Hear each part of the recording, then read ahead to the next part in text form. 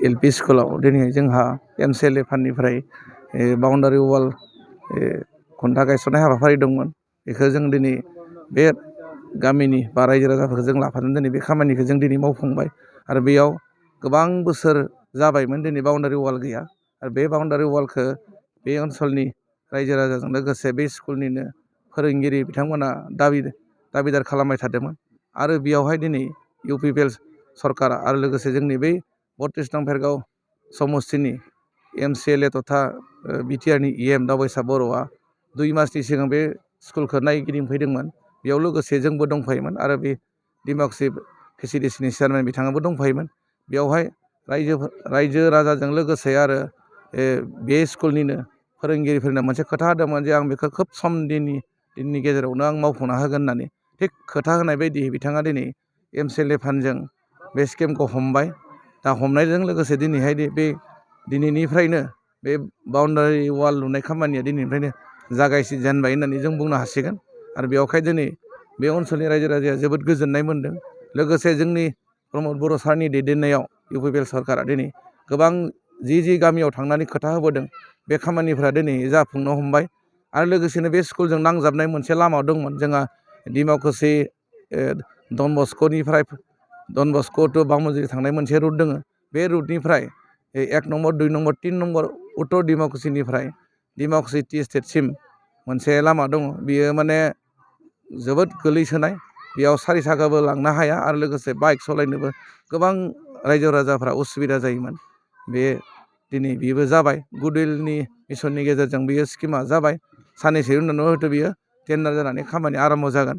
बेयावबो दिनै रायजो राजाफ्रा जथेस्थ' माने जोंनि UPPL दोलोखौ हेफाजाब आरो मदद होदों आरो गोजोननायखौ बिथांमोना फोरमायदों। जानानै आं दिनैनि बे दिब्यज्योति LP स्कुलावहाय जे बाउन्डारि वाल MCLA डिपार्टमेन्टनिफ्राय जोंनि EM सारा होबाय बे स्कुलावहाय, बेनि थाखाय आं जोबोद गोजोननाय मोन्दों आरो बे स्किमखौ बै गामिनि रायजो राजाफोरनि हास्थायनाय दङमोन आरो बे स्कुलनि फोरोंगिरिमोनाबो डिमान्ड खालामदोंमोन। मानोथो लामा खाथि जानायखाय गथ'फोरा खारला खारसि जानायावहाय एक्सिडेन्ट जाजानो बिथांमोनहा गिनाय दंमोन। बेनिखाय बाउन्डारि वाल नांगौ होननानै फोरमायदोंमोन।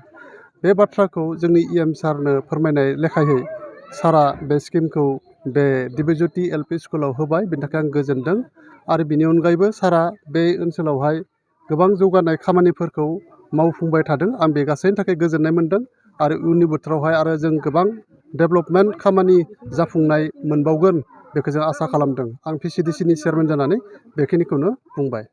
প্ৰাথমিক বিদ্যালয়ৰ প্ৰধান শিক্ষক সুজয় দে। মই আজি আমি ৰাইজ অতিকৈ আনন্দিত হৈছোঁ। আমাৰ দিব্যজ্যোতি প্ৰাথমিক বিদ্যালয়ৰ ইমান দিনৰ হেঁপাহ এটা আছিলে যে বিদ্যালয়ত বাউণ্ডাৰী ৱাল এখন হ'ব, নাছিলে। আমি বাঁহৰ জেৰেঙা দি আছিলোঁ।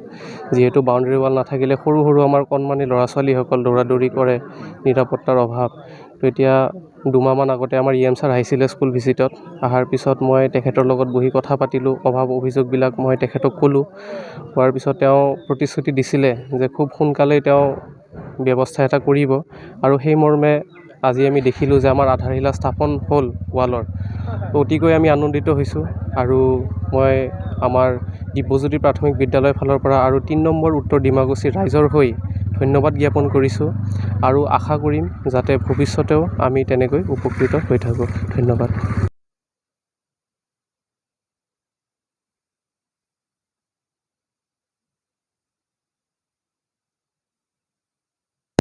কাম আহিল, আমাৰ বিদ্যালয়খনৰ যিটো বাউণ্ডেৰী ৱাল আহিল, এইটো কাৰণে আমি চৰকাৰ তথা এই দলক আমি অশেষ ধন্যবাদ জ্ঞাপন কৰিছোঁ।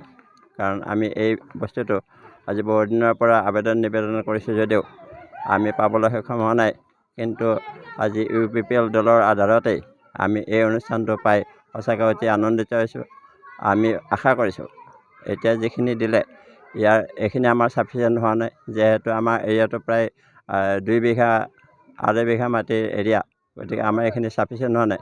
আমি ভাবোঁ দলে ইয়াৰ পিছৰ পৰ্যায়ত আকৌ এটা যদি আমাৰ স্কিম দিয়ে তেতিয়াহ'লে আমাৰ এই গোটেই এৰিয়াটো কাভাৰ হ'ব আৰু বিদ্যালয় ল'ৰা ছোৱালীৰ ক্ষেত্ৰত আমাৰ যিহেতু ইয়াতে ইনফ্ৰণ্ট এটা কেঁকুৰি আছে, এইটোৰ ক্ষেত্ৰত আমাৰ এইটো সম্পূৰ্ণ ছেফ দিব বুলি আমি ভাবিছোঁ। আমি সঁচাকৈ অতি আনন্দিত হৈছোঁ আৰু আমি চৰকাৰখনক ধন্যবাদ দিছোঁ। আমাৰ এই অনুষ্ঠানটো হোৱাত আমি বহু দিনৰ মানে এটা আপুৰুগীয়া সম্পদ পোৱা যেন আমাৰ অনুমান হৈছে।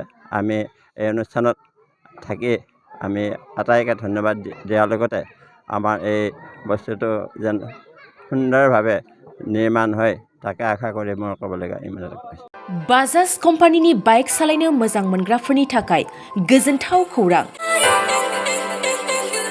लोगोसेनो बेसेन नाङाजासे 5 लिटार पेट्रल गंनै हेलमेट सीट कभार 12 टाइम्स वाशिं कुपन मोननो हागोन लोगोसेनो बाइक बायगिरिफोरनो फ्री एसवेर गिफ्ट हरनाय जागोन आरो एक्सचेन्ज खाबुआबो एभेलेबल जागोन